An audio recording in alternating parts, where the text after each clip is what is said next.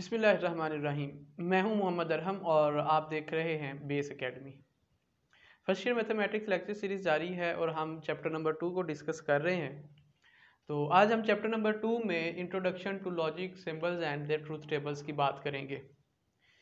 सबसे पहले हम लॉजिक के ऊपर अगर बात करें तो लॉजिक हमारे पास दो तरह की हैं।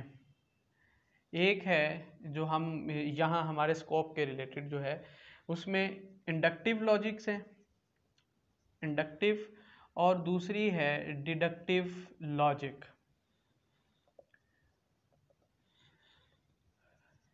जी, इंडक्टिव लॉजिक क्या है? इंडक्टिव लॉजिक इस तरह से जो कंक्लूजन्स हम ड्रॉ करते हैं कि हम बजाते खुद उसमें एक्सपेरिमेंट में इन्वॉल्व होते हैं। फॉर एग्ज़ाम्पल कि कोई शख्स है, वो क्या करता है, वो इंजेक्शन लगवाता है पेंसिलिन का।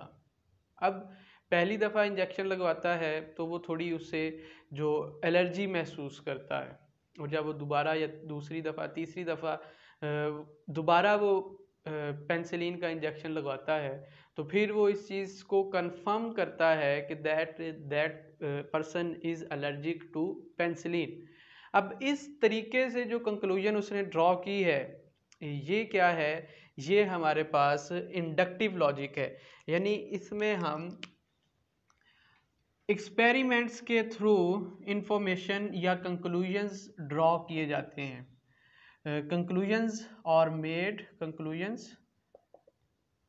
Made on experiments. इसके अपोजिट जो हमारे पास है वो है डिडक्टिव लॉजिक। डिडक्टिव लॉजिक क्या है?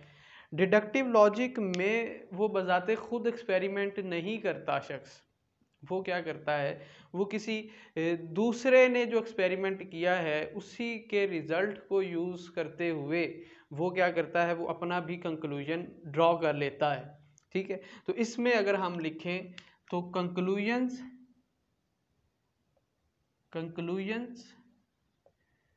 Made on the basis of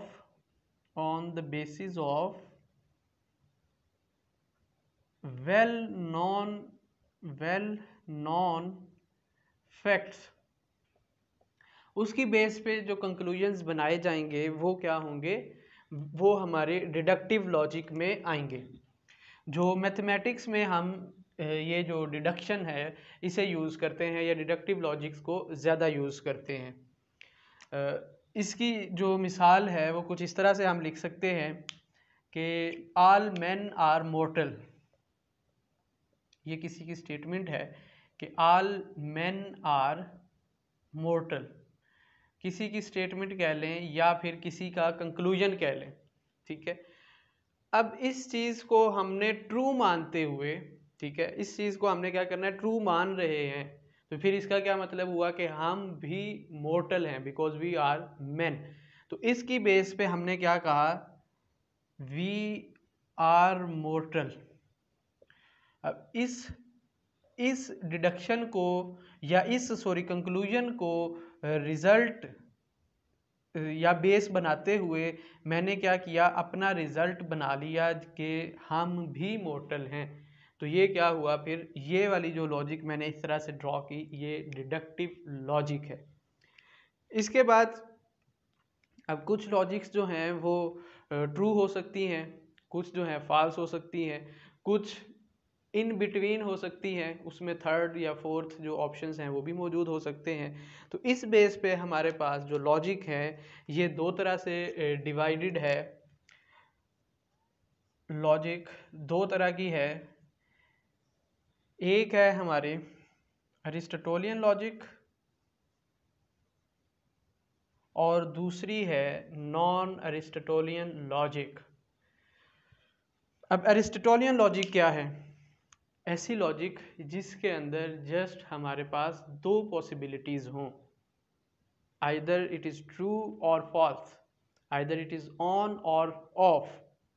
इस तरह की जो लॉजिक्स हैं वो हमारी अरिस्टोटेलियन लॉजिक्स कहलाती हैं। Having to possibilities only, 2 possibilities. तो इस तरह की जो लॉजिक्स हैं वो अरिस्टोटेलियन लॉजिक्स कहलाएंगी। अब अगर उसके अंदर जो लॉजिक है उसमें जो पॉसिबिलिटीज़ हैं उसमें दूसरा ऑप्शन या तीसरा और चौथा भी ऐड हो जाता है या इससे ज़्यादा ऐड हो जाएं, तो उसमें क्या होगा, फिर हम उस लॉजिक को नॉन अरिस्टोटेलियन लॉजिक बोलेंगे। हैविंग मोर देन 2 पॉसिबिलिटीज़, 2 से ज़्यादा उसके अंदर क्या होंगी, पॉसिबिलिटीज़ होंगी, तो इसे हम क्या कहेंगे, अरिस्टोटेलियन, नॉन अरिस्टोटेलियन लॉजिक। इसके बाद हमारे पास कुछ सिंबल्स हैं जो हमने यूज़ करने हैं।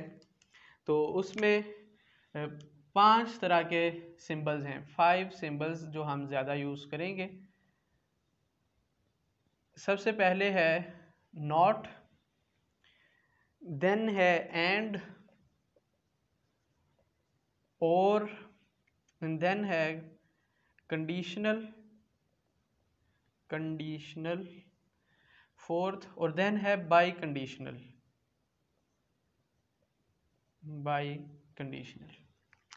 नॉट की जो सिंबल है वो इस तरह हम यूज़ करते हैं, नॉट। एंड के जो सिंबल है वो ये है, और के लिए ये सिंबल यूज़ करते हैं।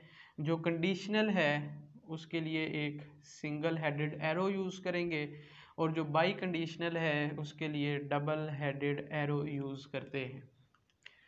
तो पढ़ने का जो तरीका है वो इसे नॉट पढ़ेंगे, यानी अगर किसी के साथ लगा है तो इसे हम नॉट पी कहेंगे।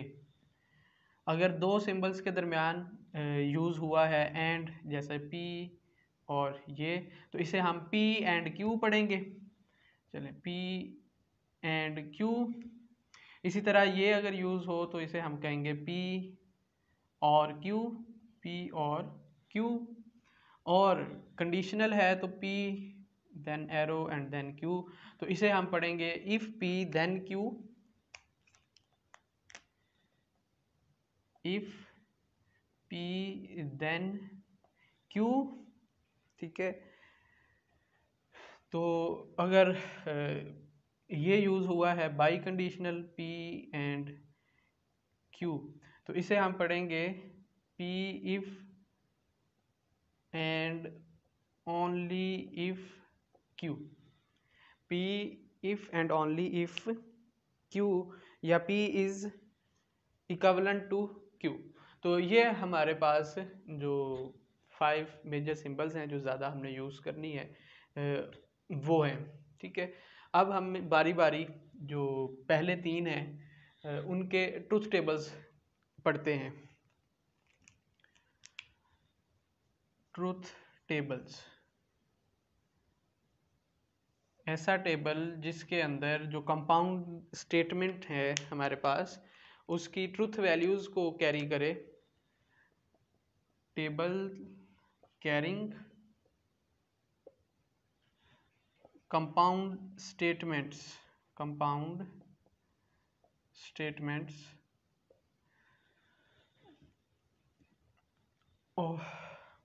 Table carrying compound statements of truth values, जो ट्रूथ वैल्यूज़ हैं उनकी कंपाउंड स्टेटमेंट को कैरी करे उसे हम ट्रूथ टेबल का नाम देंगे। अब पहला नॉट के लिए है नॉट पी लेट से, तो इसमें हमारे पी और ये नॉट पी, तो जो हमारी पॉसिबिलिटीज़ बनती हैं वो ये हैं कि या ये ट्रू हो सकता है या फिर ये फॉल्स हो सकता है।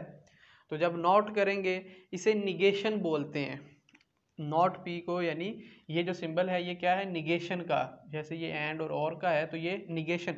तो निगेशन में क्या कि अगर कोई वैल्यू ट्रू है तो वो फॉल्स होगी, अगर कोई ऑन वैल्यू है, पॉसिबिलिटी ऑन की है, तो जब उसका निगेशन करेंगे या नॉट करेंगे तो फिर वो ऑफ होगी। तो यहाँ ये अगर ट्रू है तो इसका मतलब इसका जो निगेशन होगा या नॉट होगा उसमें ये फॉल्स होगी।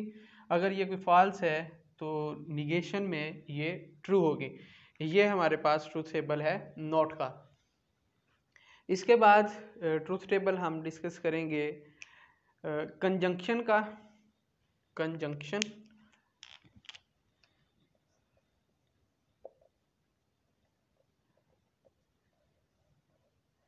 जिस तरह नोट को हम निगेशन का नाम देते हैं, इधर मैं लिख लेता हूँ निगेशन,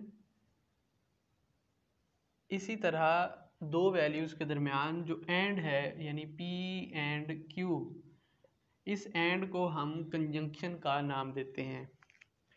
तो यहाँ हमारे पास जो इसका ट्रूथ टेबल बनेगा वो कुछ इस तरह का होगा। ये है P, ये Q और ये P एंड Q। तो हमारी जो पॉसिबिलिटीज़ है ना वो 2n के हिसाब से चलेंगी। यानी अगर सिंगल जैसे जो n है वो मेरे पास नंबर ऑफ इनपुट्स हैं, तो यहाँ P एंड Q अगर मेरे पास दो इनपुट्स हैं तो 2 तो 4 हो जाएंगे। इसका मतलब जो हमारे पास पॉसिबिलिटी है वो ये कि 2 ट्रू या 2 फॉल्स, और इधर एक ट्रू एक फॉल्स, एक ट्रू और एक फॉल्स। वेल तो P एंड Q ये सिर्फ उस केस में ट्रू होगा जो इसका रिजल्ट है जब दोनों इनपुट वैल्यूज़ हमारे पास क्या होंगी, ट्रू होंगी। अगर एक भी जो वैल्यू है वो क्या हो जाए, ऑफ हो जाए या फॉल्स हो जाए, तो जो हमारा रिजल्ट है वो भी ऑफ होगा या फॉल्स होगा। तो इसका ये मतलब कि यहाँ पहली दोनों वैल्यूज़ ट्रू हैं तो ये ट्रू होगा, ये ट्रू और ये फॉल्स तो ये रिज़ल्ट भी हमारे पास फॉल्स होगा। एक फॉल्स दूसरी ट्रू तो अगेन फॉल्स होगा, दोनों फॉल्स तो ये रिज़ल्ट भी फॉल्स होगा। ये है कंजंक्शन का या एंड लॉजिक का ट्रूथ टेबल। इसके बाद डिसजंक्शन है। डिसजंक्शन